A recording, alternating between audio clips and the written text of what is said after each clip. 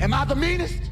Pawn's drunk. Am I the prettiest? Pawn's drunk. Am I the baddest mofo low down around this town? Pawn's drunk. Well, who am I? Pawn's drunk. Who am I? Pawn's drunk.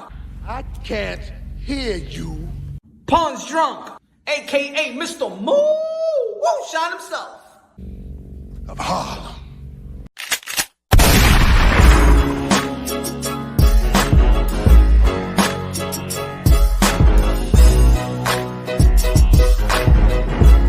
You already know this is Punch Wrong Boxing, a.k.a. Mr. Moo Shot himself, a.k.a. El Adobo, a.k.a. El Sazon, a.k.a. El Borracho. Ladies and gentlemen, it's fight week. One of the most anticipating welterweight bout. 147. Errol the True Spence. Yordenis Ugas. Errol the True Spence, Olympian. Unified welterweight champion. WBC. IBF. Yordenis Ugas holding the WBA, Super WBA after beating Manny Pacquiao, the 8th Division World Champion, the 5 linear, the 12-time World Champion, the ambassador, the center, the humanitarian, the greatest karaoke singer of them all, the GOAT. Manny Pacquiao got retired by Yordenis Ugas. And y'all see the thumbnail? Y'all read the thumbnail? Y'all said it. Y'all see the title? Yeah. That was supposed to be Errol the True Spence and Manny Pacquiao. That was supposed to be promoted. That was promoting as the passing of the torch. Just like it was Manny Pacquiao versus Keith One Time Thurman. The Keith One Time Thurman beats Manny Pacquiao, they would have passed him the torch. Keith Thurman failed. That Errol Spence was going to get his crack on Manny Pacquiao. And that was marketed as passing of the torch. But you know that Errol Spence had to give eye surgery. And then Yordenis Ugas slipped in. But when he beat Manny Pacquiao, they didn't pass the torch to Yordenis Ugas. And I wonder why. Why Yordenis Ugas didn't get the torch? Errol Spence was going to get it. Keith Thurman was going to get it.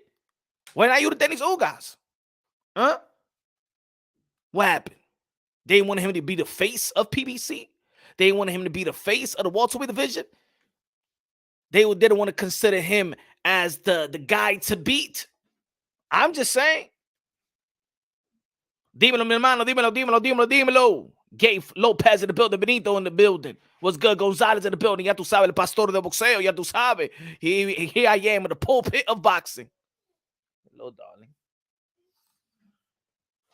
Smash the like button, ladies and gentlemen. Smash the like button.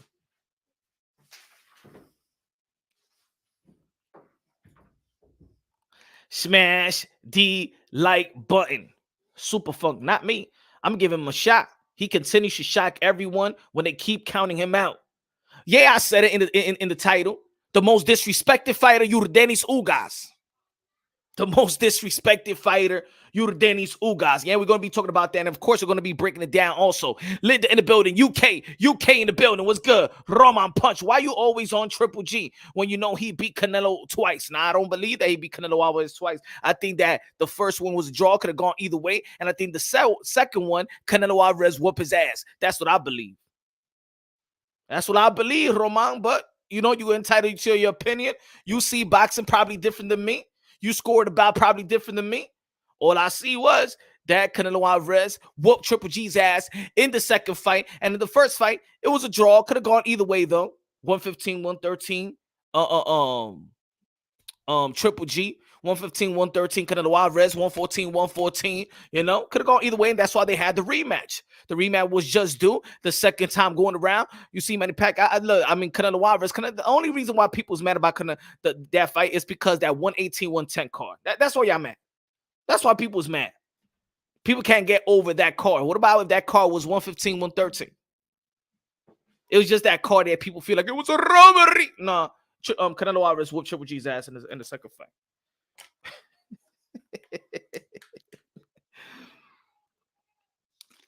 Roman, come on, really? Yeah, I mean, that's my opinion. You know what I'm saying? Maybe you see it different than me. You know what I'm saying? Was it a close fight? Yes. And I think when it happens, when it's a close fight, people be like, oh, you know, when it's a close fight, people going to go with the underdog anyway. You know what I'm saying? When it's a close fight, people going to want to go to the underdog anyway. I think that's what it is. that judge got paid for the horrible score. I know. So is that scorecard the 118? But what about that with the one? How about if that scorecard was 115, 113? We wouldn't be talking about it. That's why people feel like it was a robbery. It is what it is, though. Canelo Alvarez have done great things after that. And Triple G, he just unified the titles right now, fighting Murata, a guy that got handed the belt, who didn't get criticized like Devin Haney got criticized by getting handed the belt. Everybody was on his case. Everybody was on Jamal Charlo's case, but nobody was on Murata's case. You know why? Because Triple G was going to fight him. And since Triple G get the pass, ain't nobody getting on Murata as well. Nobody trying to shame Murata like they shamed Devin Haney, like we shamed Jamal Charlo. He gets a pass. Everything that Triple G does, he gets a pass. Even his opponent get a pass, I guess. You know what I'm saying? Triple G fought Sergey Derevchenko, and now everybody look at Sergey Derevchenko like he was a world beater or something like that. I don't know, man. Smash the like button, ladies and gentlemen. Smash the like button. You already know this is Mr. Moonshine. El adobo, el sazón, el borracho, el pastor de boxeo. Háblame, mi gente. Smash the like button. Vamos a ver. Vamos a trabajar ahí, aquí hoy. Fight week, yo. Boxing is lit, ladies and gentlemen. Boxing is lit. Boxing is lit. Y'all already know, man. Unification bout. Isaac Cruz going to be back as well versus Gamboa. Gamboa's still alive. His career is still alive. And that's because a lot of people haven't been putting him out. Nobody's giving him that ass whooping that's going to tell him, you're retired, my guy. You know what I'm saying? I don't believe that Tank Davis did the job, and I don't think that Devin Haney did the job. So Gamboa feel like, yo puedo todavía pelear, tú sabes. Let me get to chelito, you know?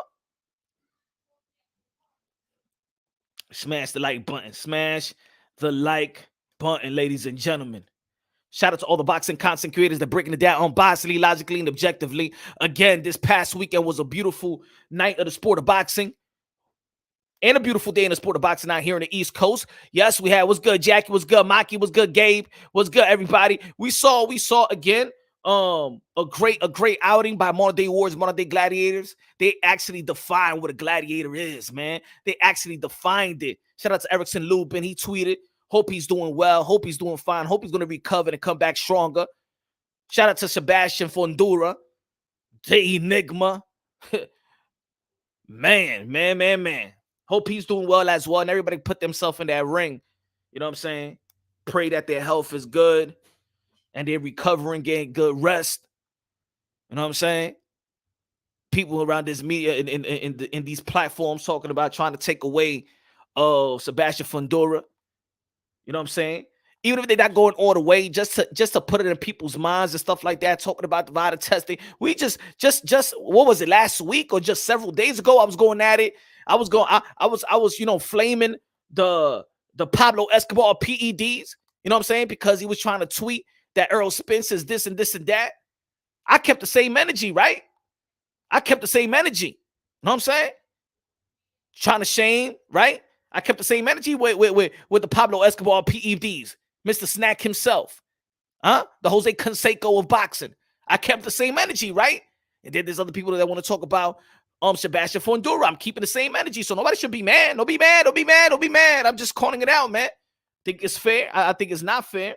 You know what I'm saying? Trying to paint like somebody's a cheater or the potential of cheating. Nah, man.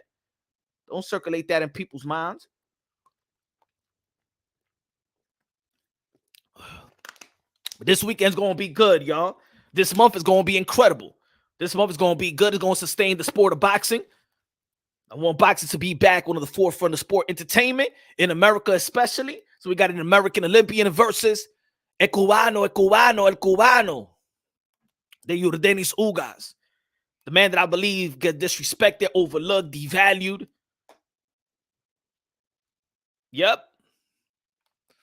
I just want to know why. I want to know why, and I want people to help me why they didn't.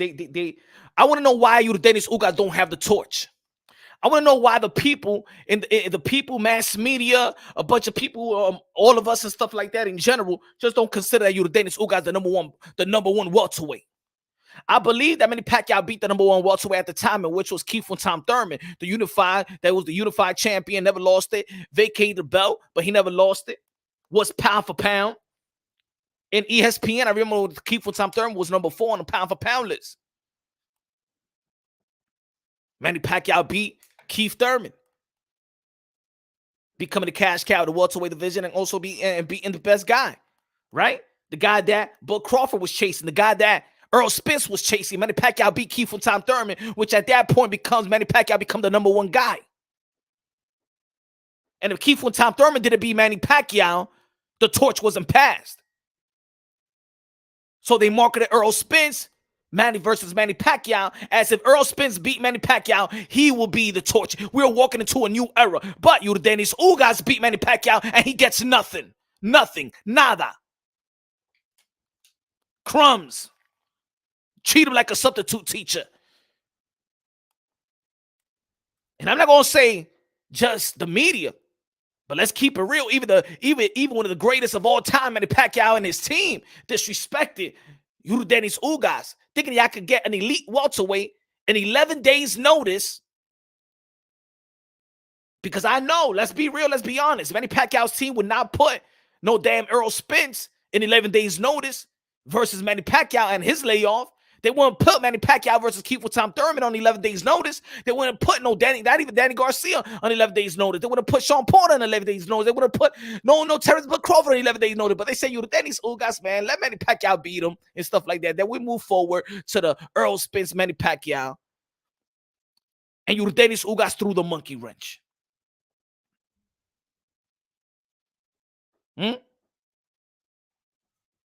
We fighting in Dallas.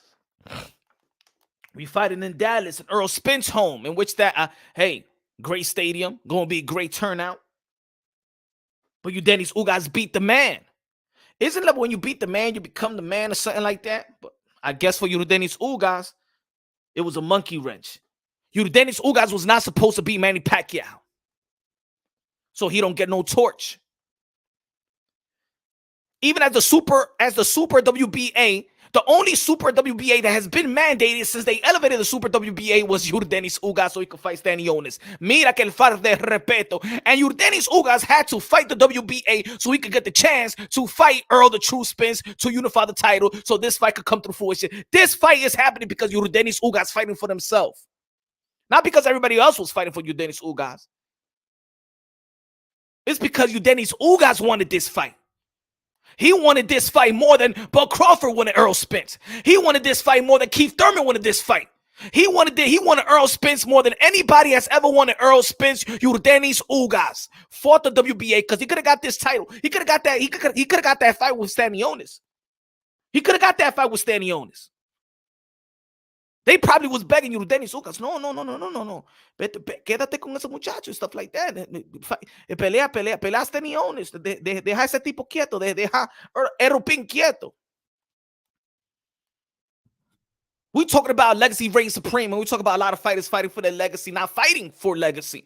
We see Shakur Stevenson going to be fighting Oscar Valdez April 30th out there in Las Vegas. That's fighting for legacy. There's a legacy fight. We see Canelo Alvarez, the 4th Division World Champion, the newly super middleweight undisputed, the pound for pound, libra por libra number uno, the cash cow of the sport of boxing. King Nelo, aka Cartelo, aka Cash Kello, aka Payday, aka get the fuck out of here, man. Canelo Alvarez. We see he's going for legacy. We see that Jamel Charlo versus Brian Castaño is going for legacy May 14th. We see that Inoue versus Nonito is going for legacy June 7th. We see Devin Haney versus George Campos are going for legacy. We see people about to fight for legacy. What's good? Rap Star Boxing Knowledge in the building. What's good? Triple X in the building. What's good? Everybody subscribe to Rap Star Boxing Knowledge. Now, Yordenis Ugas fought. Nobody wanted Errol Spence as bad as Yordenis Ugas. You talk the talk and you walk the walk, and Yordenis Ugas just did just that. Let me get Manny Pacquiao. Yeah, I gave Manny Pacquiao an 11 days notice, and I beat Manny Pacquiao. Not only did I beat Manny Pacquiao, I retired Manny Pacquiao. He don't get no torch. If Errol Spence would have beaten Manny Pacquiao, not only beaten Manny Pacquiao, but retired Manny Pacquiao, trust me, it would have been a parade. It would have been a parade in the sport of boxing that we are welcoming to a new era. But since it was Yordenis Ugas, el cubano, el negro latino, maybe,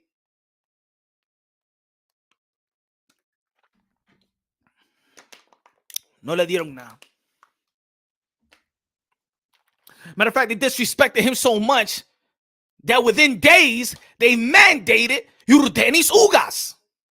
a super middleweight champion that no super middleweight in the sport of boxing has ever been mandated. Mira que falta de respeto. How disrespectful they have been trying to disrespect Yordenis Ugas. They ain't never mandated Anthony Joshua as a super WBA. They never mandated Floyd Mayweather.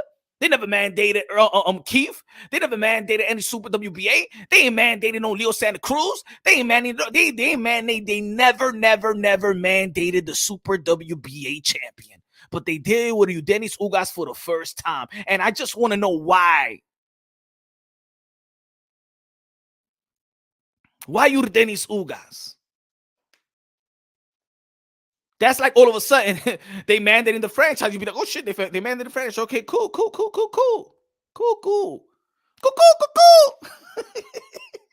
Smash the like button, ladies and gentlemen. Smash the like button. We're talking about boxing right here. Huh?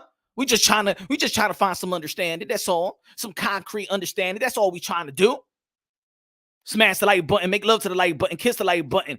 Give the like button a hickey. Turn around the like button. Dookie doot the like button. Suck the vajiji juice out the like button. Impregnate the like button. Give the like button twins. Take the like button and treat the like button good before the like button take your ass to child support. You don't want to make that line. Smash the like button, all right? Smash the like button, right? I want to know why. What is? Come on, somebody. If y'all want to help me out with this conspiracy theory, because you already know in these type of panel and these type of platforms, we just live by conspiracy.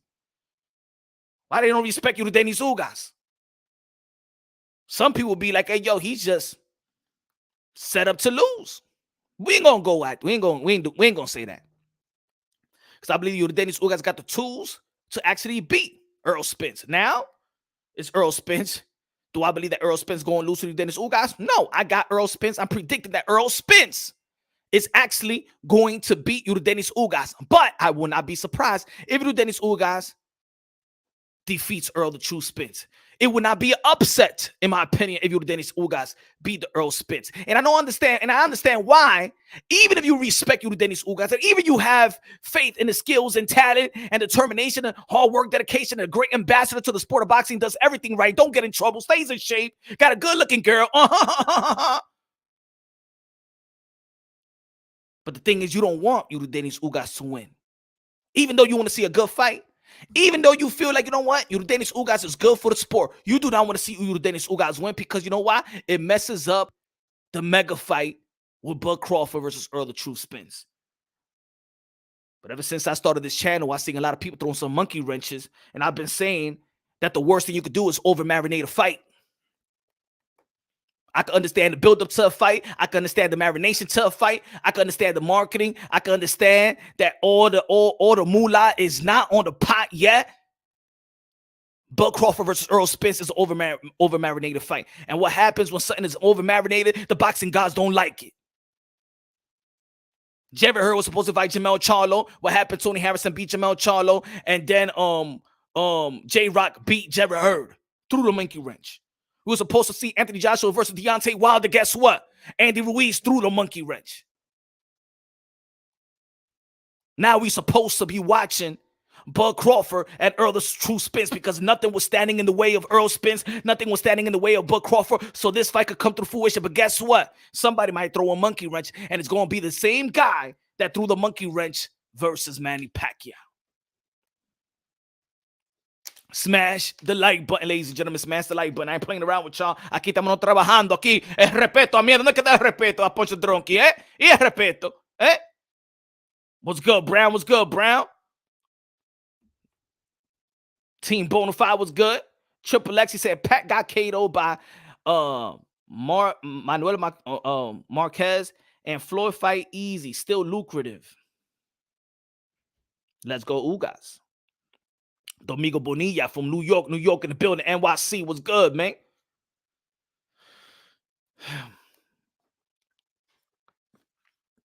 Agua. What's good, man? God bless each and every one of y'all, man. Tuning in. That's what I'm talking about. Good support, good support. Appreciate y'all. So let me just break it down. Let's do a little prediction on why I believe that Errol Spence is going to be. We're going to do the technical things. I know a lot of people talk a lot of crap. You know what I'm saying? But let's do it how we're supposed to breaking it down. the strength and the weaknesses of both fighters. We understand that Errol the True Spence is an output machine. High volume puncher, very dedicated to the jab, very stationary, throws a lot of punches, great jab, double the jab, go to the body, gets a little rough. His offense dictate his defense. Good positioning, strong positioning.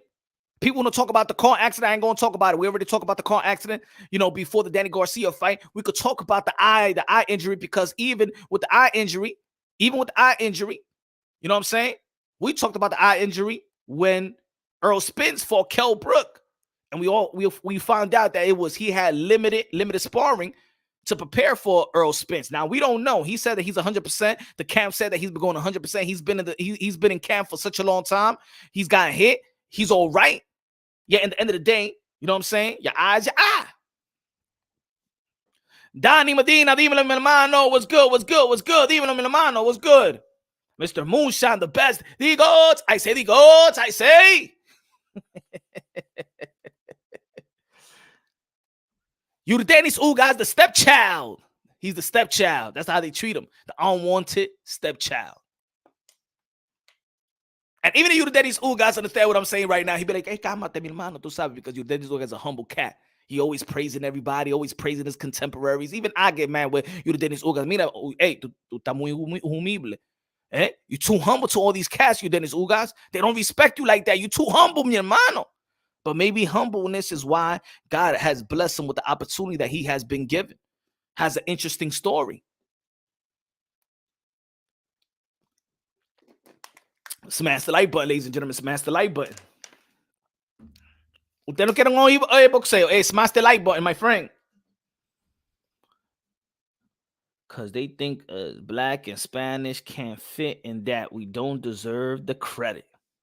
What's up, my brother? Keep pushing and stay positive. The haters gonna hate no matter what. Preach, brother. All from Ogden, Utah. Utah in the building. Yo, you know what, man? I want to visit Utah. I passed through Utah, but I really want to just experience the city of Utah. I found it actually interesting, that city, man, when I was driving through.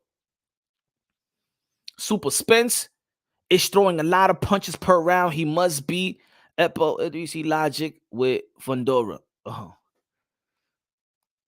going to say it like this. Errol Spence is a machine, got punch resistance in the later rounds. If you start off slow, you would never catch up to Errol Spence.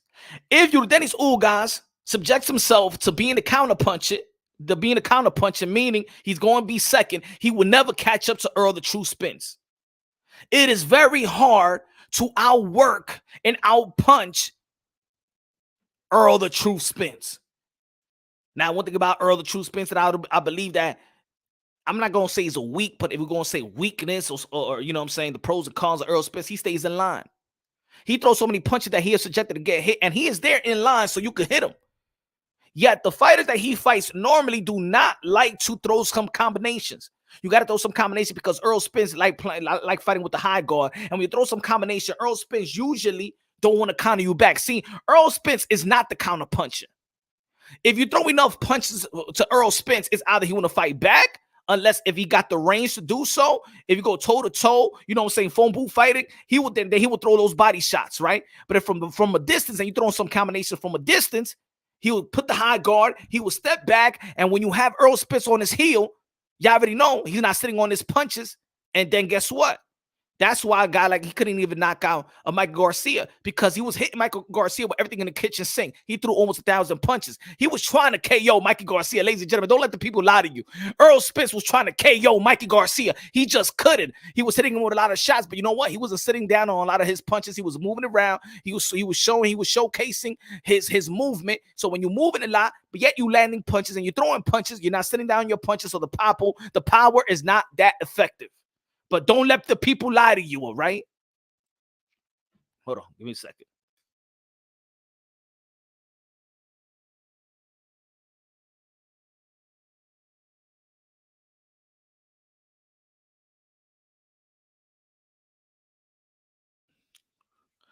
Damn, it's going to be a fight of the year show. Punch, what's good? I'm doing good, my brother, doing good. I'm doing good. Everybody smash the like button, ladies and gentlemen. Smash the like button on your way in. Smash the like button and wipe your foot on the dough. It's going to be an interesting fight. Both of these guys like to fight on the inside. Pause. They like to go blow for blow. Pause. Oh. Shit, somebody gonna be walking into this live show and be like, well, who are you talking about? Who you talking about, Pause? Who's going blow for blow? Hey, I want to go. What the fuck is he talking about? What I thought this was a boxing channel. I thought this was a boxing channel. Oh my, blow for blow who? Mr. Spence and Mr. Ugas. But now Yordenis Ugas. Yordenis Ugas, very disciplined, know how to slip punches on the inside, likes to cover the body. So even if I think, look, he knows how to cover the body well, but he does get hit as well too. You know what I'm saying? He does get hit. He, it's the game of inches. You know what I'm saying? He does get hit. He likes to slip punches. He likes to counter to the body. He likes to throw the right hand. He likes to throw the hook. You know what I'm saying? He likes to do that combination, bomb to the body. I believe that Yordenis Ugas need to up his punch count if you want to compete. If you want to compete and have a great chance in being Errol Spence, he got to throw more than those 2-punch combination. He likes to throw the body with the right. He likes to throw 1-2 to the body. You know what I'm saying? With Yordenis Ugas, when you get him into a fight, he likes to fight back. He also gets caught at the same time. I believe that the jab is going to be very important with Errol Spence, who throws a good jab, one of the best jabbers in the welterweight division.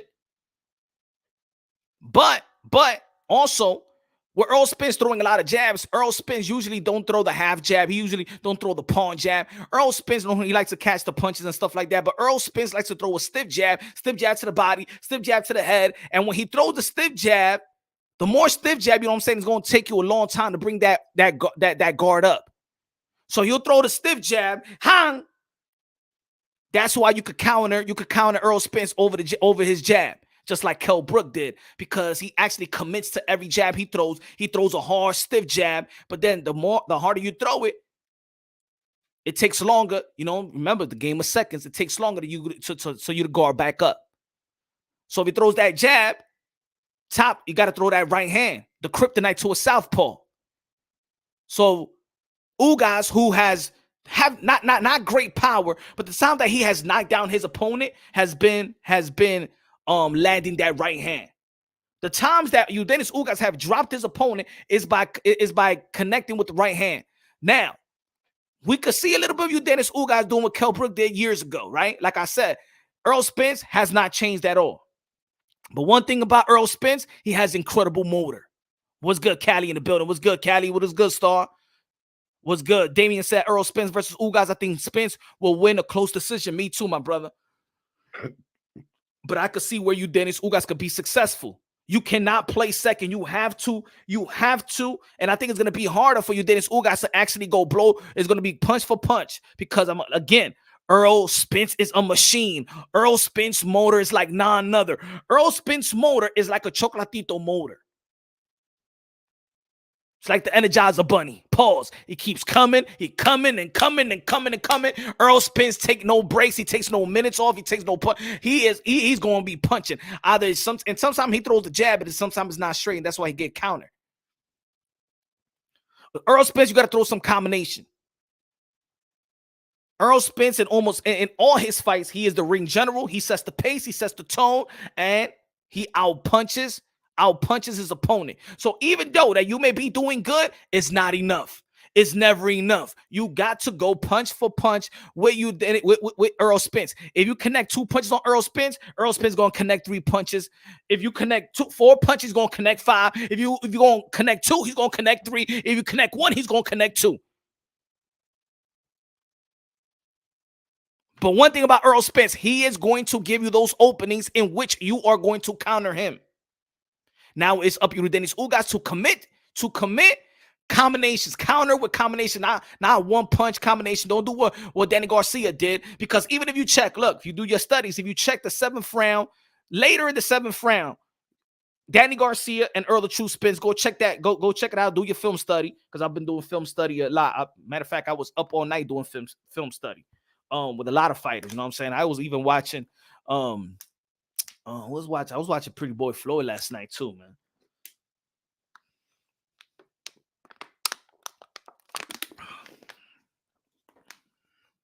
Both of these guys do the same thing. It's nothing like, at this point of their career, I don't think where Errol Spence really has changed his style or implemented anything new. I don't see Yordenis Ugas implementing anything new. I was watching Yordenis fights from James to Manny Pacquiao. He does the same thing. You know what I'm saying? He does the same thing. Power having increased. I think confidence, momentum he has. That's the difference between Yordenis Ugas right now. His confidence is all the way up. His momentum is all the way up. He's consistently fighting good opposition.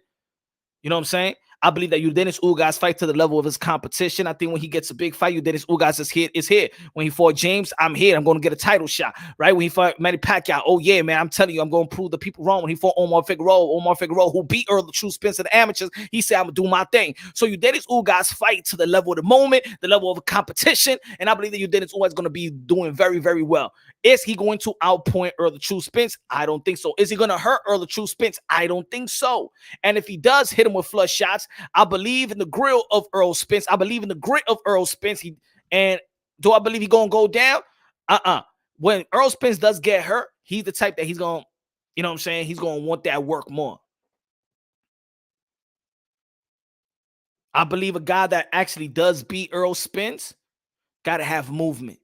You got to have movement. You got to have leg movement. You're going to stay in front of Errol Spence. Your style, you falling into Errol Spence style. He wants you to be in front of him, and Ugas is going to be in front of him. And I believe that Ugas is going to be having good combinations. But I believe when Errol Spence understand his timing, understand that this guy can't hurt me, because remember, Errol Spence is a big guy. He's a durable guy at that.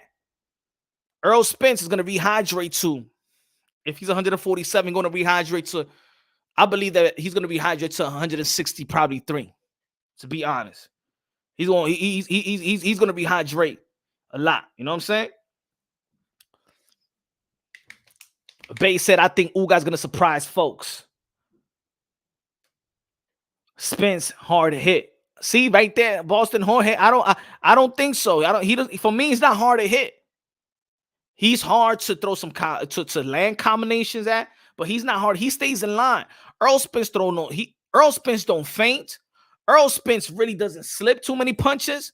Errol Spence his offense is so, his offense overwhelms you. And if his offense does not overwhelm, then his opponent is going to do good. The time when his offense wasn't overwhelming Danny Garcia in that 7th round, Danny Garcia threw some combinations in that 7th round, which had with some body punches at that, with the right hand to the body punch, which you see in the last 7th round, it actually hurt Errol Spence. That right hand to the body actually hurt Errol Spence in the 7th round of Danny Garcia. You know what I'm saying? So, but Danny Garcia was actually started to throw combinations. And then you saw when Danny Garcia throw some combination, 3-punch combination, not 2, not 1 shot. When he's throwing some combination, guess what? He was succeeding. And that's when Errol Spence will stop throwing. And then if he got the high guard, he'll go with the high guard. And instead of countering, he's just going off the high guard, because Errol Spence doesn't throw the hook low. He don't have that. Ryan Garcia type of left hook, or Nonito type of left hook. You know what I'm saying? He's throwing his left hook. When he's want to go to the body, he's going to go to the body. He brings his arm down. So I think that Yordenis Ugas is going to succeed, but I just think that Errol Spence motor is just going to be too much. What people don't realize is Errol hasn't had strength and conditioning since Lamar Peterson fight. Wasn't hungry no more. 50% of Errol is better than. I think we can't find that excuse. You know what I'm saying? We can't give, because we don't know what the other guys was doing. You know what I'm saying?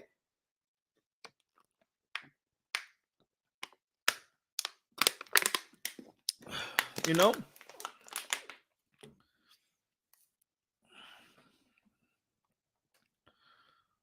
Well, maybe, you don't know the training regimen.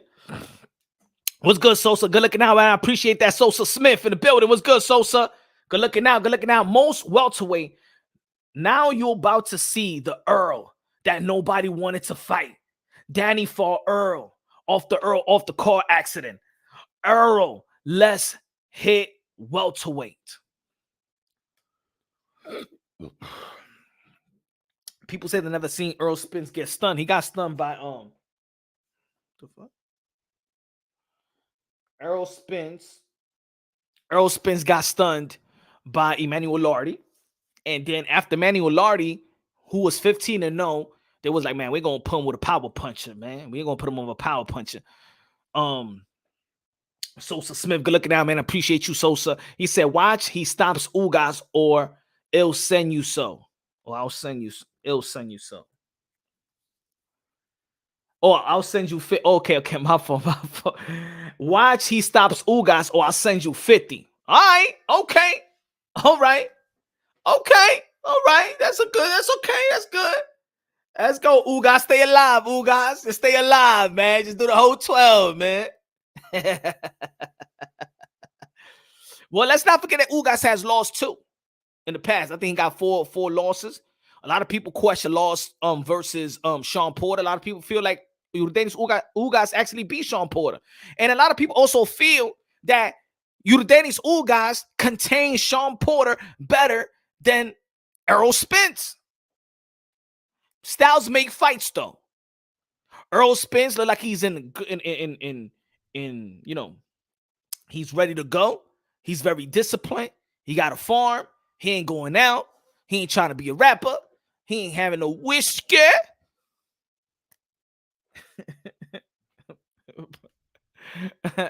He got hit but fought through it.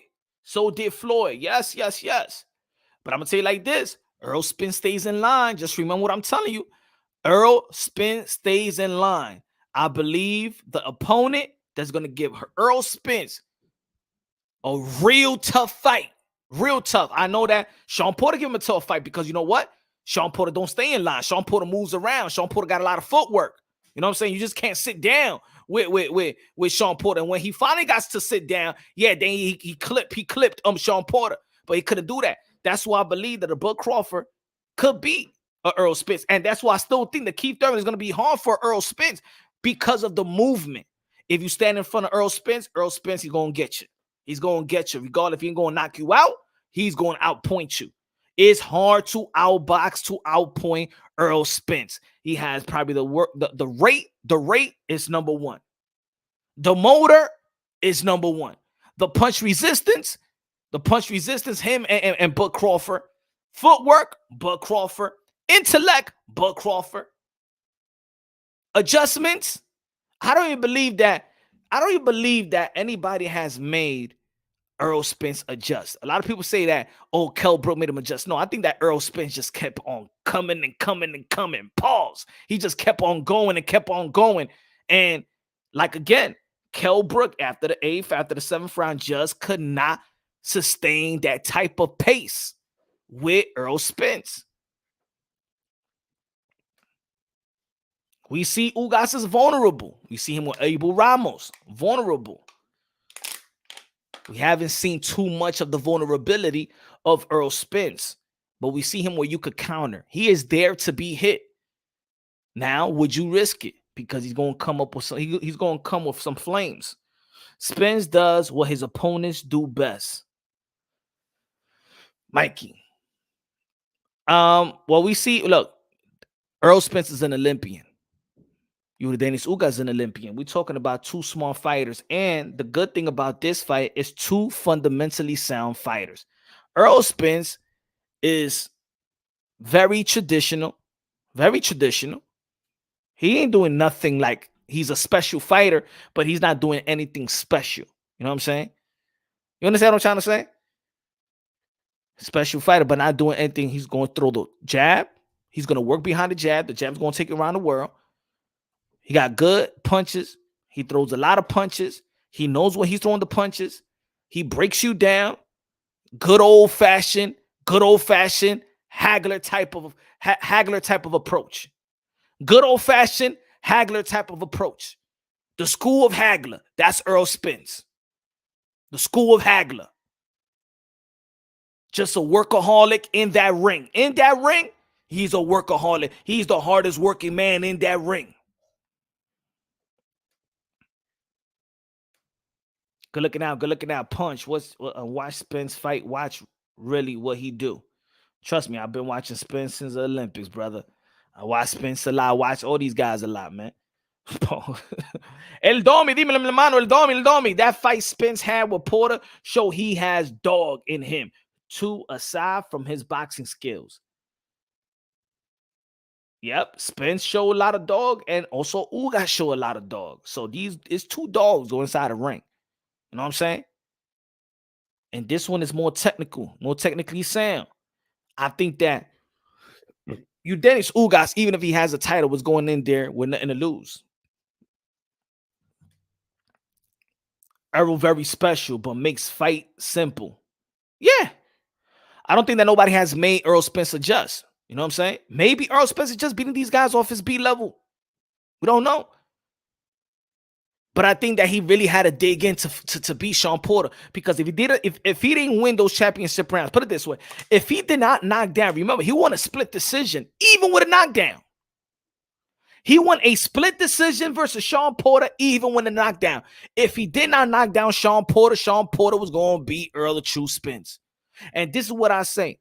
A lot of people want to see rematches. Put it this way, right? A lot of people so desperate about the rematch with Canelo Alvarez.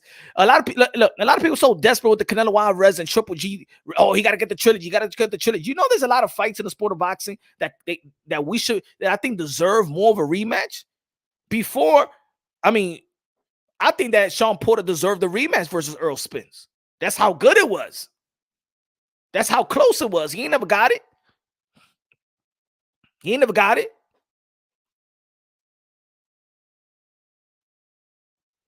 So people don't keep the same energy in other fights, because you know and I know you don't want you want Errol Spence to keep on moving to the Bud Crawford fight. So you don't Sean Porter, I don't want the Sean Porter rematch. Yordenis Ugas, I know it's a unification, but damn, I want Bud Crawford. Spence also landed a lot. What's good? The boxing scientist. Spence also landed a lot of low blows on Porter. Pause. Yeah, man.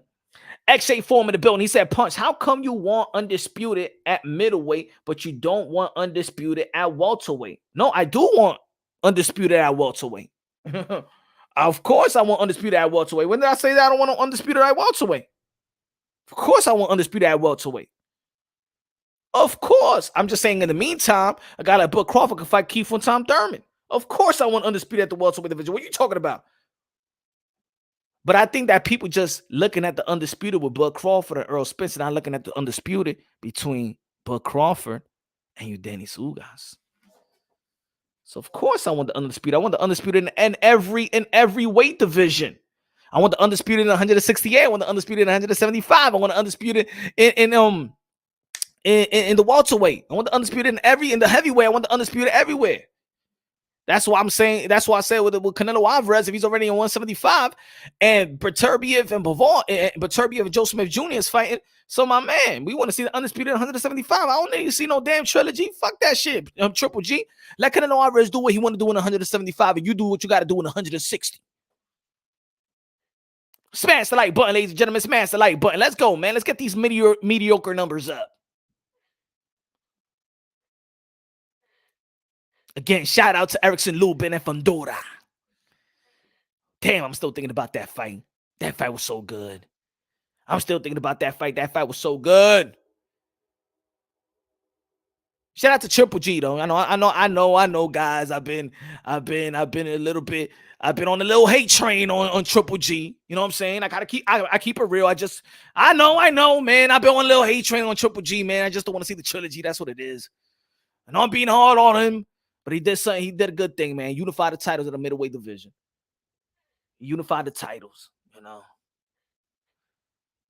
Felt bad for Lubin. He left it in the ring. Yeah, Domingo, man. And he ain't stop. You know what? He was gonna keep on fighting, bro. That's a person you gotta save from himself. Shit, because if it was another trainer, probably another trainer would have just kept him in there.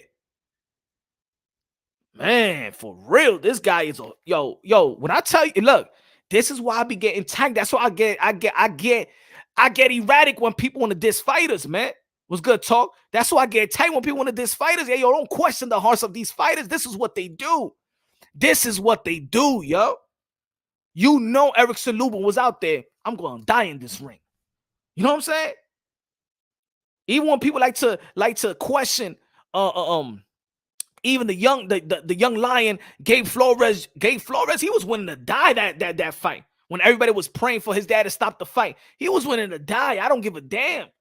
Like, yo, their heart is on a different level. I'm telling you, these fighters are willing to die in that ring. Y'all think some people don't know they don't understand what type of sport they watching. They don't understand what type of human beings they watching. Erickson Lubin was going all out. He didn't give a damn.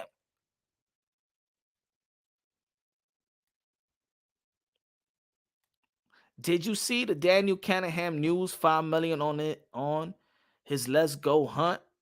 Nah, I haven't seen that with Cunningham. Shout out to MTK Global. You know what I'm saying? Transcended Sports in the building. What's good, man? What's good, Los? Lubin could have fought a better defensive fight through he lacked defense. I know.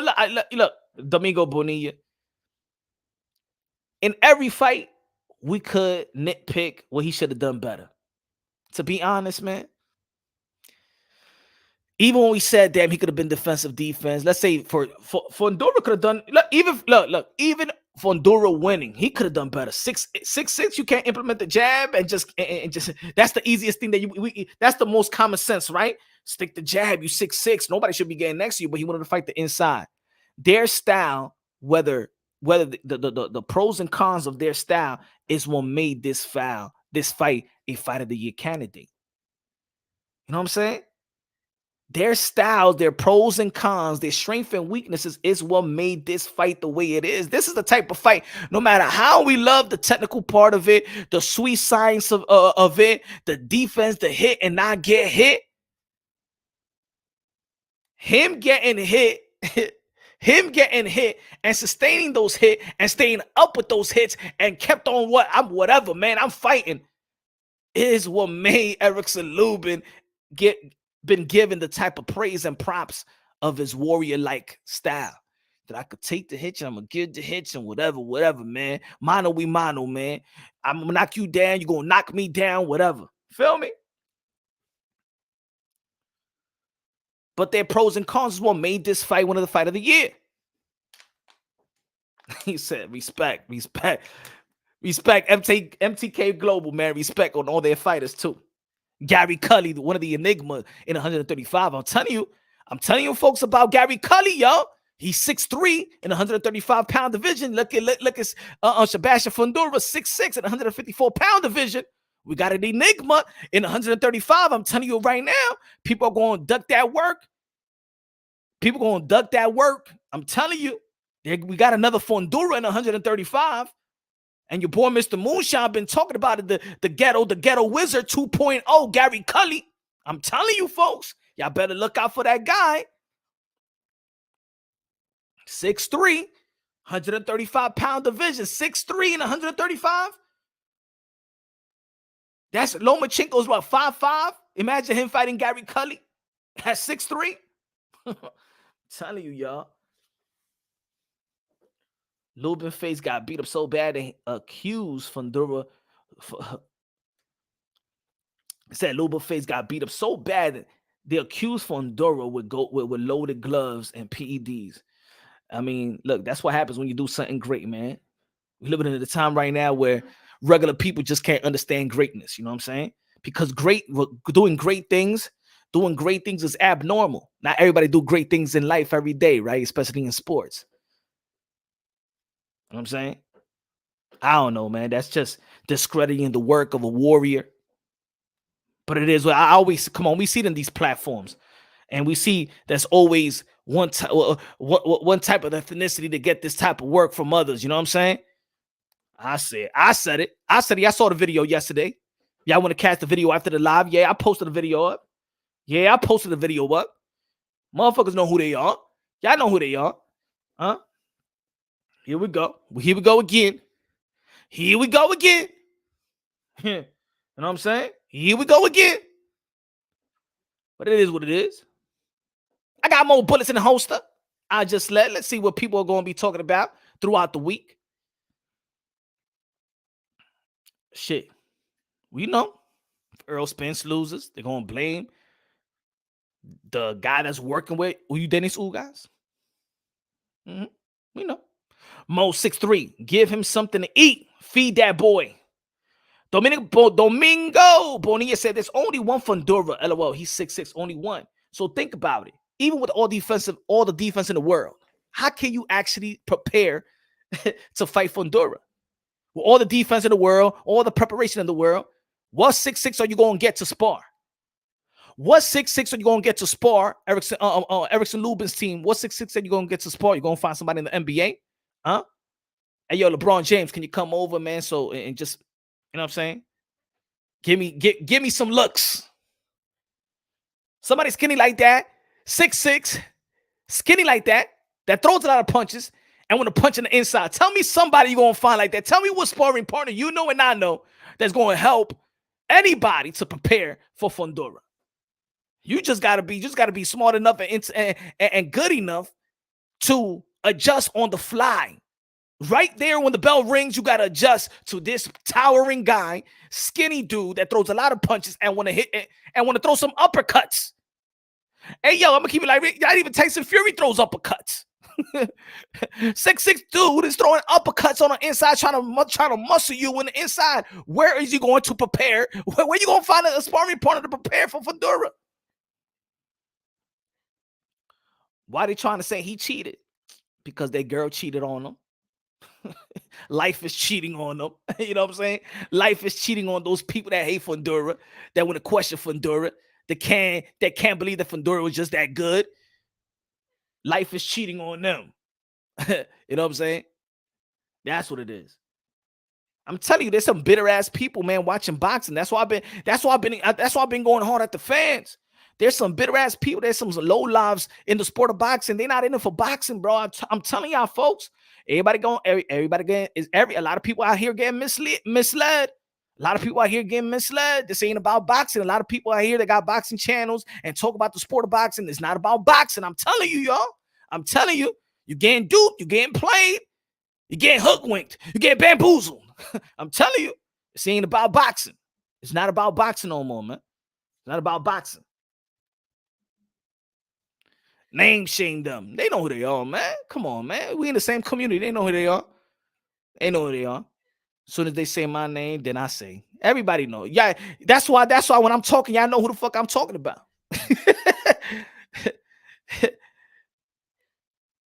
It directly, people say, yo, but speak on it so we can directly. No. That you directly, y'all gonna feel. The person feels it directly. That person or those persons or these persons or whatever these people feel, I'm talking about them, then. That they know that it's about them. Rider of the Storm, what's good? Salute. Rider of the Storm. New to this, boss. I don't know that much. Just watch you and Ness. Oh yeah, shout out to the Boxing Voice as well, man. Shout out to the Boxing Voice. Hey Punch, don't he remind you like Kelly Pavlik talk? Skinny, throws many punches. I think that he's just an enigma. He don't remind me of nobody transcendent sports. He just don't remind me of nobody. Boston Jorge said Charlo versus Castaño is for undisputed 154. Super welterweight title bout on the line. The crown is on the line. The lineal title on the line. WBC, WBA, IBF, WBO on the line. Jamel Charlo, Brian Castaño. Jamel Charlo, Houston, Texas. Brian Castaño, Argentina. Ladies and gentlemen, who you got that fight? Because I'm going to that fight. West Coast, Cali. I'm out there. I'm in there. Can't miss that fight. I couldn't go to the fight, you know what I'm saying, this weekend. I got, you know what I'm saying, They didn't accept me. They didn't give me. I didn't earn no media credentials. You know how they are. You know, PBC don't show love to me. You know what I'm saying? They still bitter. They still mad. They bitter. They still mad that I had to say what I had to say about Javante Tan Davis and AKA Mr. Pinocchio Leonard Ellaby. They still mad. We can't let Punch Drunk Boxing in the building. We don't want him in the building. Okay. It's all right. Fighters, y'all better listen now, man. Y'all the ones gotta let me in the building. Y'all gonna stay stuck with them writers that don't give a damn about the sport. The towering inferno.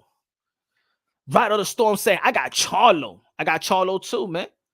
I got Charlo. I got to stop in the late rounds. I got Charlo. Paul Williams, a good one. Paul Williams, a 6'2 southpaw. One of my favorite fighters before, you know what I'm saying, happened what happened. Paul Williams, yeah, man. Paul Williams. Yep. And people used to say the same thing. Yo, Paul Williams, why you ain't just stick the jab, bro? But Paul Williams wanted to fight. Paul Williams wanted to fight. And most of the fans, we loved his style. That's one of my favorite fighters before he retired. That's the guy that I know. I know that Floyd Mayweather's team ain't want no part of that work. Not that man. Not that man. That's a guy. And remember, he was forced to move up. Paul Williams was forced to move up. But that's the work that they ain't want. They did not want that work. Is Castaño underdog? I don't know. I don't know who's the underdog this fight. All I say, and I said this before, but if you're new to the channel and things of that nature, the Brian Castaño versus Jermell Charlo. I just felt like Jermell Charlo in the championship rounds won all championship rounds. He won all championship rounds. And it's almost what I'm saying about the Ugas versus Errol Spence. Jermell Charlo went to a level in which Brian Castaño couldn't keep the pace. He couldn't adjust to the elevation of Jermell Charlo in those championship rounds. Jermell Charlo was beating him from pillar to post in the 10th round, beating him up in the 11th round. And then in the 12th round, Brian Castaño tried, but he just couldn't match the level of Jermell Charlo in that championship round. So if Jermell Charlo takes that momentum of the championship rounds into their rematch, I got him stopping Brian Castaño. I felt like I seen the perfect Brian Castaño. I don't think he's going to do anything different. I don't think he could do anything better. That was right there, perfect Brian Castaño, and he couldn't come with the victory. I got Jermell Charlo stopping Brian Castaño in the later rounds.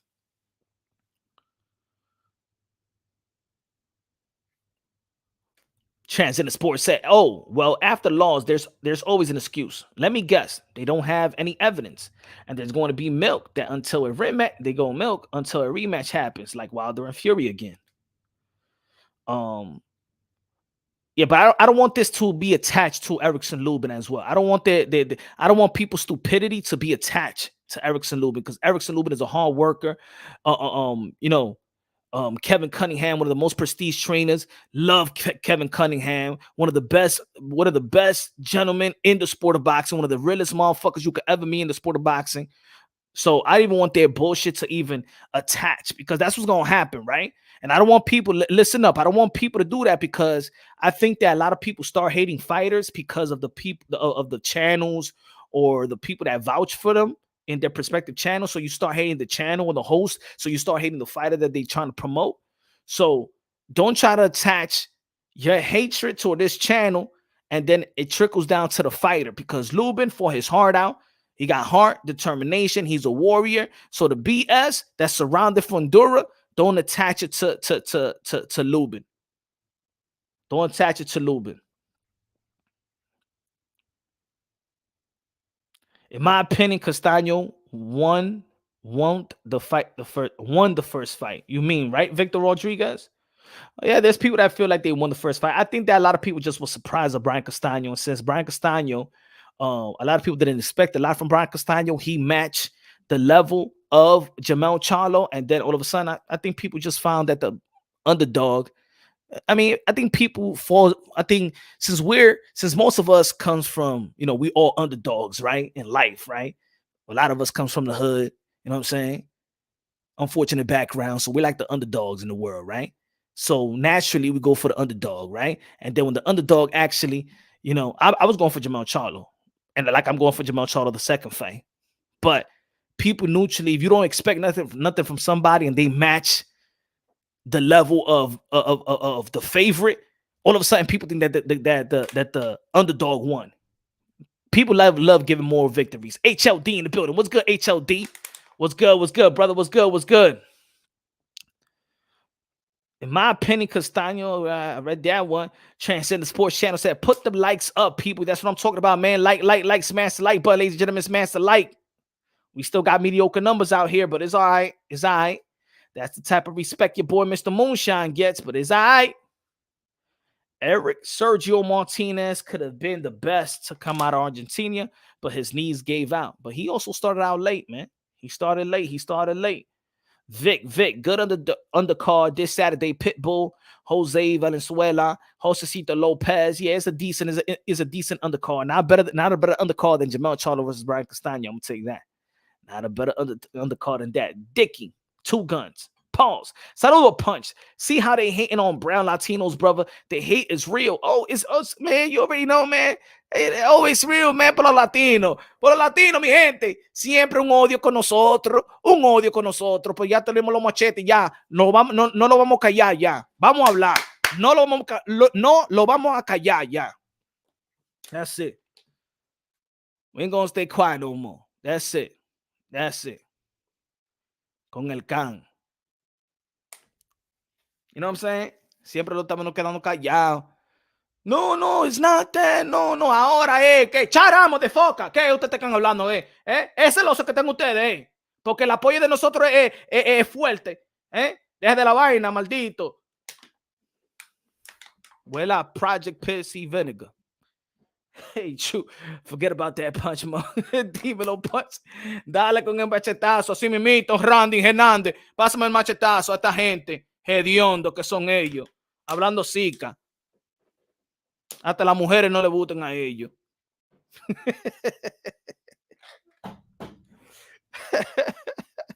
Smash the like, boy. Smash the like.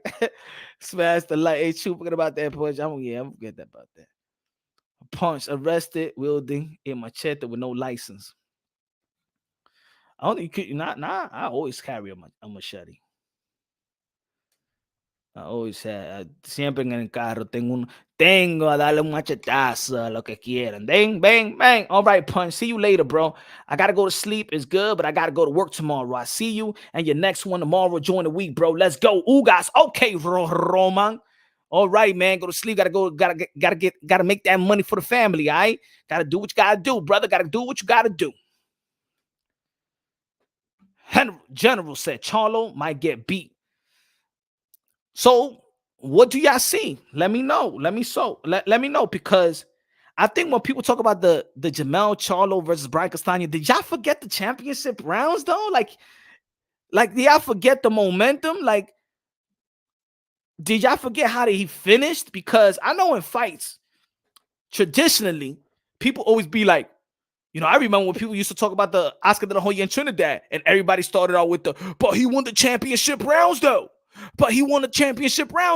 And then it became like a trend when we're talking about close fights. We always give the guy, but he won the championship rounds though. Well, Jermell Charlo won all the championship rounds. Did y'all forget the motherfucking rounds? Did y'all forget yo, right now, man, you got a smartphone right now. Put my live little right now and go to the replay of Brian Castaño and Jermell Charlo. Look at championship rounds. Y'all think that Brian Castaño just he ain't stopped Jermell Charlo. He ain't stopped. Charlo made the adjustment. And y'all still hey, all right. Okay. It's going to be a good fight though, man. It's going to be a good fight, just like the first one. Andre going to make the UK spicy May 21st. He won't ever lose. That's what I'm talking about, the boogeyman. Let's go. Demetrius Andre going to beat Zach Parker in 168 to become the middleweight, the super middleweight WBO mandatory challenge to Canelo Alvarez. And David Benavidez is going to be David Lemieux, so he could be the WBC mandatory. And then David Benavidez versus Demetrius Andre. Let's go. The winner will fight Canelo Alvarez for undisputed in next year, Cinco de Mayo. What y'all feel about that? You like the matchmaking of Punch Run Boxing? El Cotto, Castaño is going to sleep. That's what I'm talking about, El Cotto. El Coto. That's what I'm talking about, El Coto. Domingo championship round should not dictate the whole fight. What you think, Punch? No, it doesn't, because it's round by round. But what I'm saying is, the way I'm analyzing the fight, Domingo, is we saw Jermell Charlo go into a whole different level. That's the championship rounds, the battle of nutrition. You saw that he went to a different level. He started throwing more punches, and the critique with Jermell Charlo is that he don't throw enough punches. He don't throw enough punches. But when Jermell Charlo threw more punches than Brian Castaño, it was like Brian Castaño could not fuck with Jermell Charlo in the championship round. When Jermell Charlo upped the punch count, and I'm going to tell you like this, y'all. Y'all can believe me or not. I was there in San Antonio. When Jermell Charlo lands, that shit, it had that boom, like boom, boom sound. Like, yo, when Charlo landed, people were like, oh. You know what I'm saying? Brian Castaño was landing a lot of punches. You know what I'm saying? But on the inside, smothering his work at the same time, he was landing punches. But when Jermell Charlo land punches, it was cleaner. And that's what I was saying, why people was trying to argue, oh, no, he was robbed. Nah. Jermell Charlo was landing clean on the outside in the middle of the ring, which doesn't compromise the judges. Brian Castaño was landing and doing his work on the inside and the ropes, you know what I'm saying, which could compromise other judges. So that's what I was saying after that fight. But it's a whole new fight, rematch. I'm very happy, looking forward to it. And I just feel like Jermell Charlo is going to stop Brian Castaño, but it's going to be a wonderful fight. The beginning is going to be Bonds and Burn. I'm going to tell you like that. Hey, we might see a trilogy. We don't know. Canelo going to play all of them and go for undisputed at 175. No. That's what I'm saying. But HLD, that's why I don't want no trilogy, because I want Canelo, if he beats David Bivol, Dimitri Bivol, and then go fight in September, the winner. Maybe in September, maybe in November. Don't gotta be September. Maybe in November. Beat the winner of Joe Smith Jr. and Beterbiev. Become undisputed at 175 with the opportunity to become undisputed. And then the next year, remember, he said I could do work with PBC next year. I didn't even know. So yeah, we could go back we could go and sit on the table on the third fight, or the zone with the third fight. And you just fight the winner of David Benavidez, Demetrius Andre. If Demetrius Andre beats Zach Parker, and I believe he's gonna beat Zach Parker. I believe that David Benavidez beat Lemieux. I just hope that happens. I think it'll be great for boxing. I think David Benavidez and Demetrius Andre will be great for boxing. Salute, Justin. What up, Justin? What up? Trilogy should close the chapter, Punch. No, it's already closed, General. It's already closed, man. It's already closed, Punch.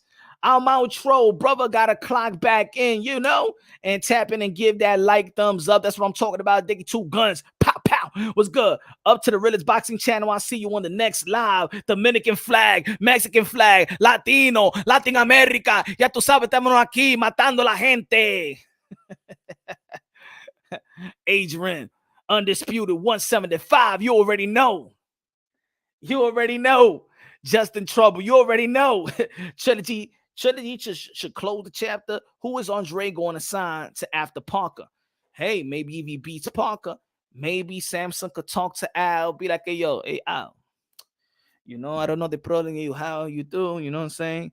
But this is a good fight, a good legacy fight for both of them. And then, and then next year, let's work with the WBC, my friends in the WBC, and Mauricio and our friend Pepe in the WBO. We want to do unification bout and the mandatory unification, like a tournament.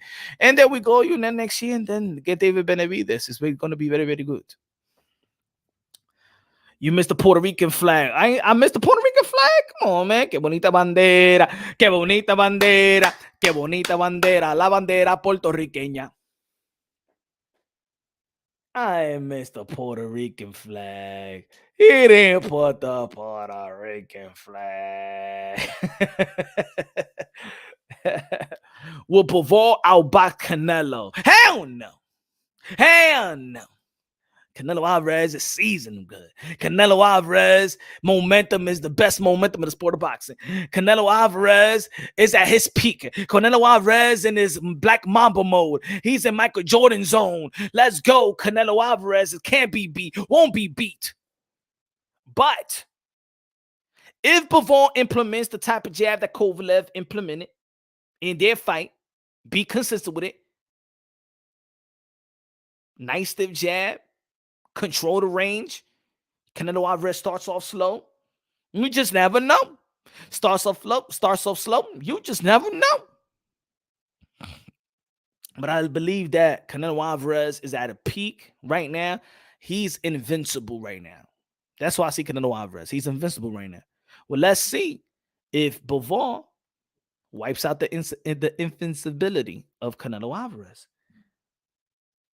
El mero mero, el pastor de boxeo. Dímelo, José C. Dímelo, mi hermano. It's my still light voting, motherfuckers, everybody. Canelo is going to retire soon after 3 fights. Look. Hey, now Mike Tyson. So what's going to happen, Canelo? You going to retire without fighting the Mexican monster?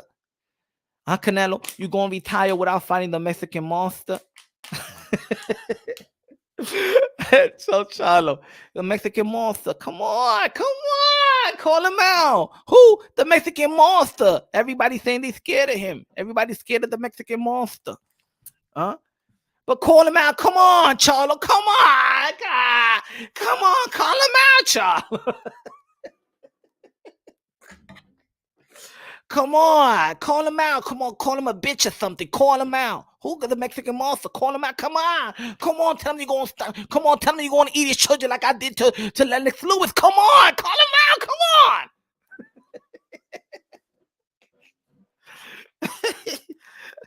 Come on, I was willing to step on children's testicles and shit like that. What the fuck are y'all doing up right now? I don't understand these fighters right now. I don't understand these fighters. Back in the days, I'll step on their kids' testicles and shit. I told the woman that if that I won't do interviews with her unless I fornicate with her. You know what I'm saying? Nowadays, y'all just businessmen. Tyson. But el Fruit Point del boxeo. El canal matando a todos los haters. You know that Showtime didn't play the Fundora fight? Oh, they didn't play. Okay. I don't know, my friend. But let me ask the question. Let me ask the questions. Do you think it's fucked up, or is it just me? Or is it that you feel like it's a conspiracy? Why didn't they pass the torch to Yordenis Ugas? Why when he retired Manny Pacquiao, they didn't pass the torch to Yordenis Ugas? Can y'all answer me that question? Man, I don't know. You know, that's really the title of the live. Why didn't Yordenis Ugas get the torch that Errol Spence would have gotten if he would have beaten Manny Pacquiao, or Keith Thurman would have gotten if he would have beaten Manny Pacquiao? But Yordenis Ugas, same PBC, same people, same network, same business handlers. Why, when Yordenis Ugas beat Manny Pacquiao, nobody passed the torch to Manny Pacquiao? Nobody, when Yordenis Ugas beat Manny Pacquiao, nobody passed the torch to Yordenis Ugas. Can you answer? Can y'all help me out? Can y'all? Let me see what y'all got to say. Say, good question. Yo, what's up, bro? What's good, Paco? Because it should have been Spence. It was like beating Chavez. Everyone loves Manny, Punch. That's a good question, Punch. Huh? You know what I'm saying? I just want to, can you help me out? You know what I'm saying? Am I blowing something out of proportion? Huh? Errol Spence, they build it up, the commercials, everything, the marketing, the advertising, the passing of the torch. Then Yordenis Ugas, who was an elite welterweight at the time as well. When we talking about top 5 welterweight, Yordenis Ugas is top 5, an elite welterweight. When he beat Manny Pacquiao, it was no passing of the torch. I want to know why. We know why. But Ugas isn't a boxer PBC has invested as much as they have Spence. because Ugas ain't a star punch. He got 4 losses and they don't like that. Ooh. So Manny Pacquiao, Manny Pacquiao had a torch and he had losses, so he had to gain some torch or something, you know? I just want to know why Ugas don't got the torch right now. Why Ugas is not the man to beat right now. Why are we not heading into a new era with Ugas, like if we was going to head into a new era where we was going to close an era. We closed an era. That was supposed to be Errol Spence. That was supposed to be Keith Thurman about to close the era and enter into the new era. But now Yordenis Ugas retire. And Manny Pacquiao, the 7th division world champion, the 8th division world champion, the 5th and the 12th time world champion. The ambassador, the son of the humanitarian, the best karaoke singer of them all. The GOAT, Manny Pacquiao, retire him. And he don't got the torch. Favoritism? Is it? Let me know. He wasn't a high investor fighter. They don't respect Yordenis Ugas like that. What is it? Is it because he's Cubano? Maybe, I don't know. Maybe because he's Latino. I don't know. I'm just saying something. Why don't I have Celeste as one of the trainers of the year? One of the trainer of the year candidates. Why they always snub Salas? I don't know. Training Joy Joyce. Training Yordenis Ugas. Got a lot of fighters. They're doing good. He got Tanaka now. Because he's Cuban. Nobody get Cuban sandwich. Cuban style was hard to watch. Well, Yordenis Ugas likes a bang. He's not the traditional Cuban style. You know what I'm saying? He don't move too much around. They don't respect Ugas like that. That's what it is, my friends. Have you ever been to Cuba? No. No. And especially a time right now, they could. Ugas got the better story. Ugas got the better touchy story. I know they want to over exaggerate the car accident. Y'all already did that. You know what I'm saying? Like, all right, the car accident was leading up to the Danny Garcia fight, but now I think they're even emphasizing the car accident even more than the Danny Garcia fight. It's almost like that car accident happened before this fight. They talking about the car accident more than the eye. Like they keep on promoting the car accident. Hey, yo, that shit was already before the Danny Garcia fight. Even the same way that that Errol Spence says it. Yeah. You know what I'm saying? He came from Cuba a long time ago. He got a bunch of Rolex and things of that nature. All right. He's been doing good. He hasn't suffered that long.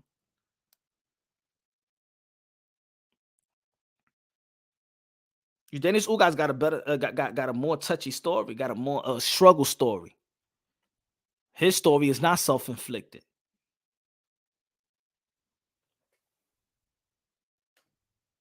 Right? Ugas is Cuban that doesn't have a big fan base that can make an impact the numbers as much as he would if he was another race or nationality. Or maybe because he's Cuban. Or maybe they didn't promote him the proper way, like keep him in Miami with a lot of Cuban how you say it? A Cuban community and build him in Miami just like they're building Errol Spence in his hometown in Dallas. Just like they do right by Tank to put him in Atlanta.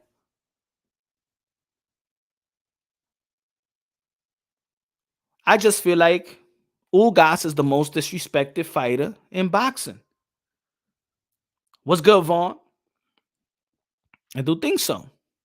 I think his trainer gets overlooked as well. Salas. He gets overlooked. Yordenis Ugas. They didn't even highlight what he's been doing the whole year, this past year, fighting for Cuba. Being the voice, protesting. Nobody cared. Nobody put a light on Yordenis Ugas. Paco, La negra modelo. Pa' ti. Viva Cuba. Latinos. Wake, my friend. Así mismito. Gracias, mi hermano. Vamos a beber en Happy Hour Thursday. Vamos a beber de todo. Hasta agua de toile. Looking out, Paco. Good looking out. Appreciate you, man. I know it sounds cruel, people, but if you're boxing against Spence, then why would you not go after the eye? Spence is stepping into the ring knowing this anyway.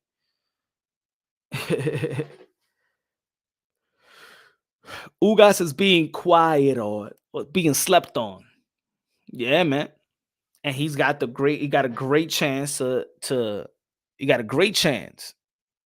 the monkey wrench.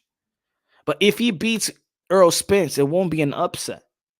The upset is that people are overlooking Yordenis Ugas. They put Yordenis Ugas in position to actually thinking that they're going to lose. Yordenis Ugas wants this fight more than Errol Spence wants Yordenis Ugas. Yordenis Ugas want this fight more than even Bud Crawford himself. Yordenis Ugas want this fight more than Keith Thurman, like I said in the beginning. Yordenis Ugas fought to get this fight. And I think Yordenis Ugas is just as more motivated to fight Errol Spence than even Manny Pacquiao. Because like I said in the beginning of the live, Ugas could have taken that standing on this fight. Domingo, whoever is most marketable and can bring the most money, I get it. I get it, Bonilla. Gracias de lo mío. This is why it's kind of like, if we're looking at the moral aspect of it, the principle of this matchup right now. Does Errol Spence want to chase Bud Crawford the way that Ugas is chasing Errol Spence? I'm telling you, not even the business handlers of Ugas wanted this fight. Because let's not forget who got the who got the WBA in their pocket. Vice versa. They mandated Ugas. Disrespectful, the Super WBA that doesn't mandate fighters. It doesn't mandate their champions. They mandate it. They try a lot to keep Ugas away from him wanting to fight a unification bout, and he fought the sanctioning bodies. He fought the powers that be to get this type of fight. He fought the powers that be. He wanted this fight more than anybody. Khan in the building. What's good, man? Ali was an underdog in both of the biggest victories. Sonny Liston in 64 and George Foreman in 74. Betting odds are a part of the game. Good looking out, Khan. Good looking out. Yeah, man. I just think that he wants this one bad. Ugas wants this bad, man. Smash the like button, ladies and gentlemen. He wants this bad, y'all. Ugas fought to get this fight. This is volunteer. Right now, this is volunteer. This is volunteer. They wanted Stanionis. Disrespectful. They mandated him. Disrespectful. 11 days notice to fight a legend like Manny Pacquiao. Disrespectful. Not passing him the torch after retiring Manny Pacquiao. Disrespectful. People felt disrespectful that he didn't get the 9 versus Sean Porter. Disrespectful. I don't know, y'all. I don't know.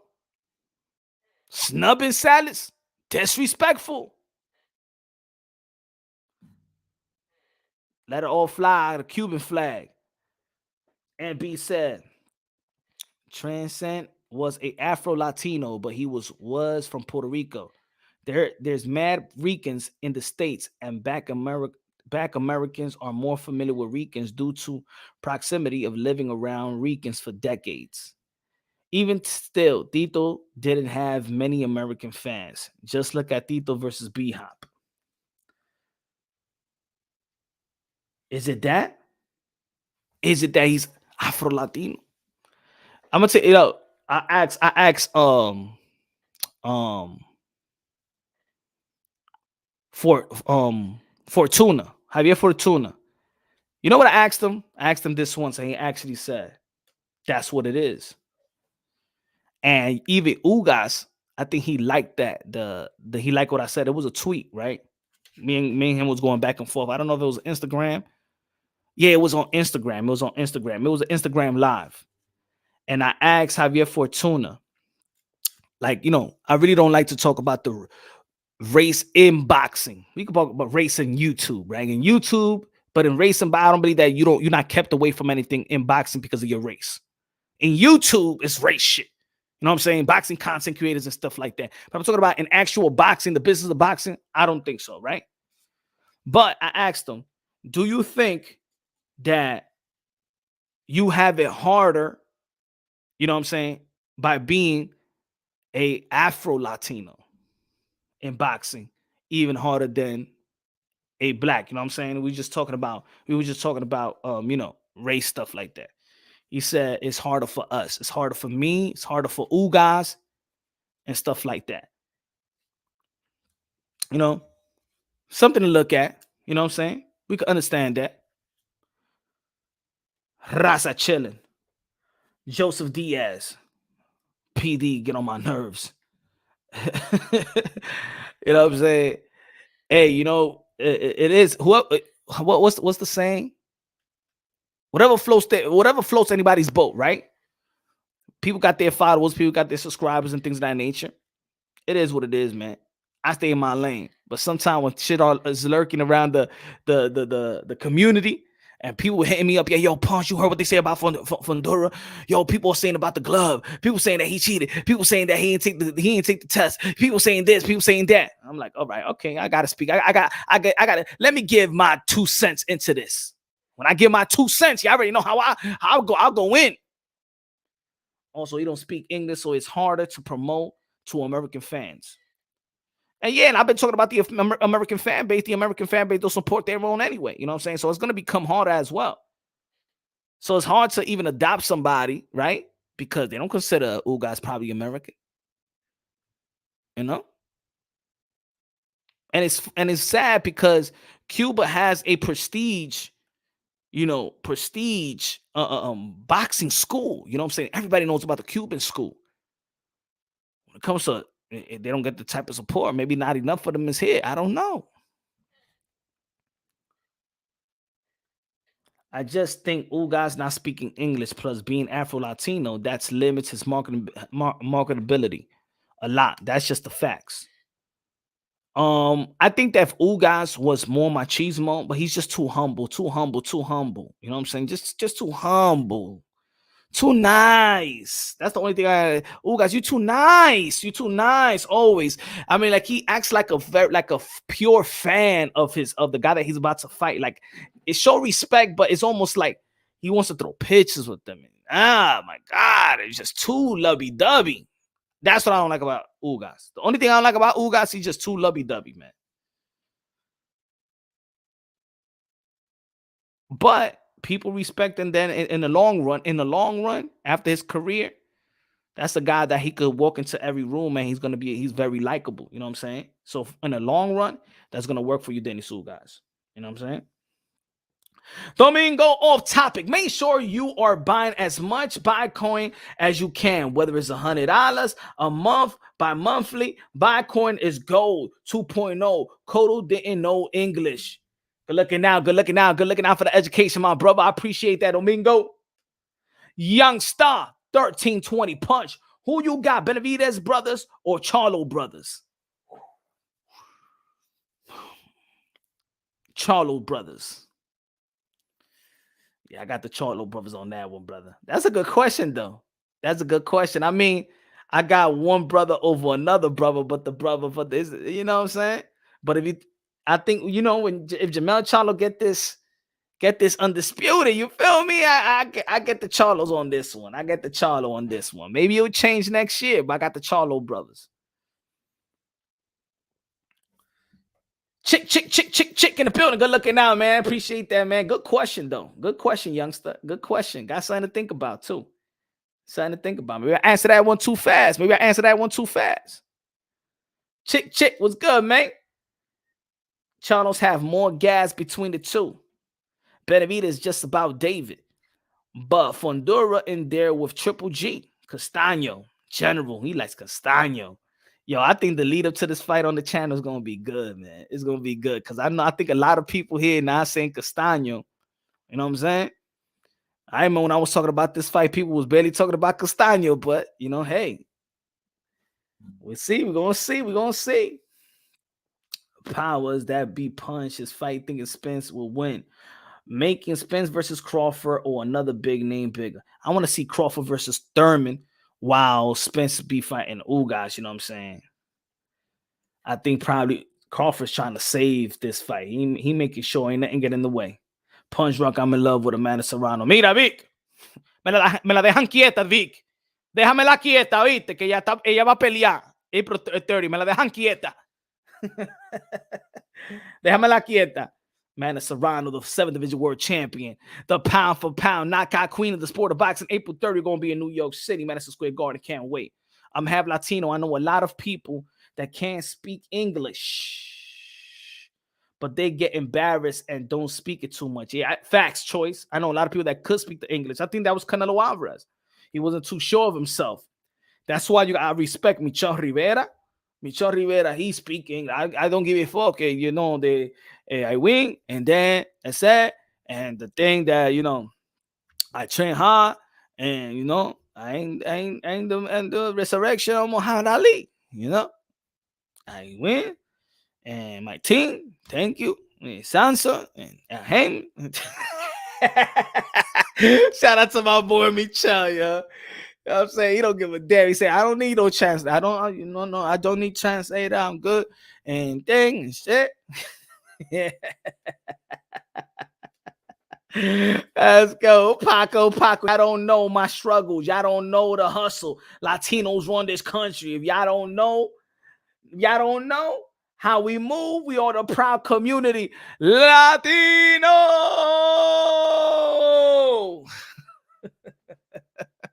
Paco. Let's go, Paco. Tell him, Paco. Así mismito. Thanks for supporting Punch, guys. Thank you, General. Thank you. Yeah, man. Thank you. You speak great Spanish and English. Gracias de lo mío, my friend. Hey, Domingo Bonilla. I went to school with Amanda. Her aunt lived across from me. I know where Amanda lives, but I'll keep that to myself. Mira, Domingo. Hey, déjame. Hey, Domingo, ¿qué está pasando con usted? Me la dejan quieta, oíste, que ya está entrenando, oíste. Déjamela quieta, Bonilla. Shout out to Amanda Serrano, Brooklyn, Puerto Rican, Carolina. Rivera, my father what? My father ¿qué? My father, my father what? Your father ¿qué? My father no, you know my father. And my father what? Huh? Jean Grey, but what you talking? Okay, my father not here. Okay, you talking about my father? You have problem, Jean Grey? Eh? No, I mean that your father, you was pointing. Okay, father, if not, hey, what you think? Hey, Jean Grey, you say something about my father, motherfucker. What happened? You got problem here, and you getting hey, what happened? Eh? Not respecting me?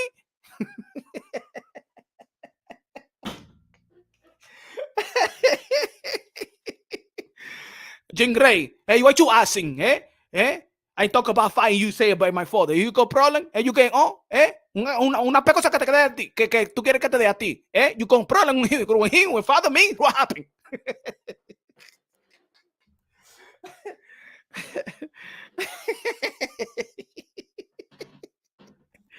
He said, Papa Falcon said, give us Makabu. What you talking about?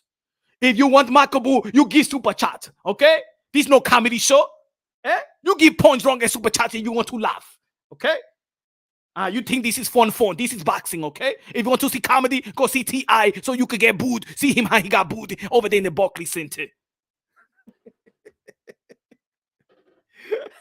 Daddy was there saying, I told everybody, bro. I'm telling you, bro. Yo, we got 2 pay-per-views, 1 ESPN. I'm telling you, bro. We're going to take over. We're going to take over. Tell everybody. I'm telling you. My son had a hole in his neck. You know what I'm saying? Got a puncture lung. No athlete could have done what my son did in that ring. No athlete could have done it. He's a fucking bum. Cambosa's a fucking bum. That's what it happened. And Eddie Hearn, he's a fucking bum too.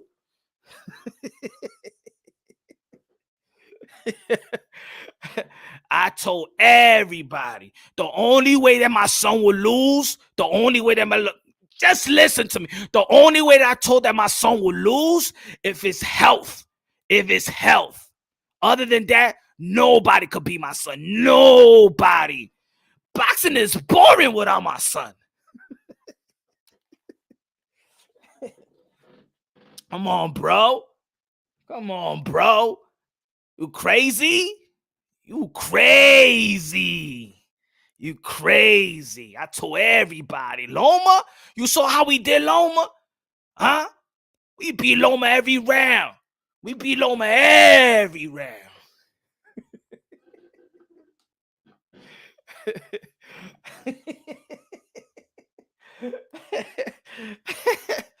We beat Loma every round. Moon, I'm telling you, Moon, they can't fuck with my son. You know what I'm saying? They try to sabotage us, Trilla, you know, but we back with Bob Arum. We back with Bob Arum, and everything's going to be good. My son's going to get his health right. We're getting back. We're going to take over. We're going to be the takeover, 140, undisputed. Josh Taylor's a pussy. Josh Taylor is a pussy.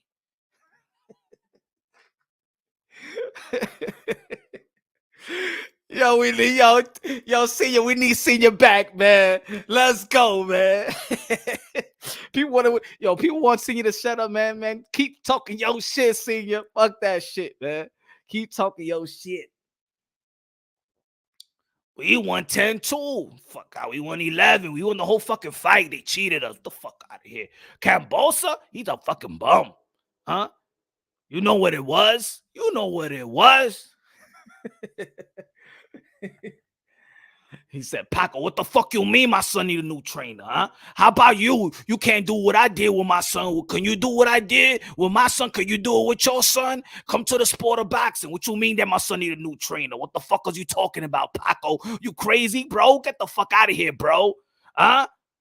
I made my son be a champion 15 fights. I made my son be Lomachenko in 16 fights. I'm trainer of the year. Who you are, Paco? Tell me where your son at?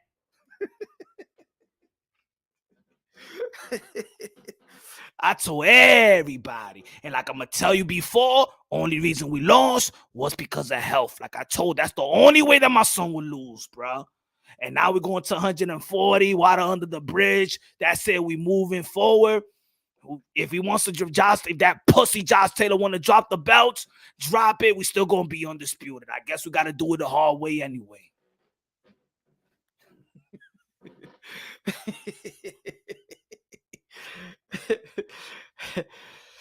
I still want to do that fight. Canelo Alvarez, I hope. This is what I hope. I am fucking Makabu. And this is what I hope. I hope that Dimitri Bivol catches coronavirus so that I will be substitute and fight him. Some bullshit. Go and sign the petition. You're going to keep my hopes up, my friend. This is no good. This is no good. I hope Dimitri Bivol get coronavirus and then I step in for the Cinco de Mayo about and do what I was meant to do and meant to be a champion. Anyway, yo, my people, y'all already know tomorrow we back at it again, 8:30 p.m. Eastern time. If I go in the morning, I'll probably go in the morning. Let's see how I feel in the morning. But everybody subscribe to the channel, smash the like button, help the visibility of the video. Y'all already know I'm about to drop some video. Watch for the podcast tomorrow morning, the podcast, the Smelling Salt podcast. Y'all can get the Smelling Salt podcast, get in your Google Play, get in your iTunes. You already know I just dropped the video several days ago. Y'all already know, man. Support the channel. Love y'all. God bless, and on to the mother effing next.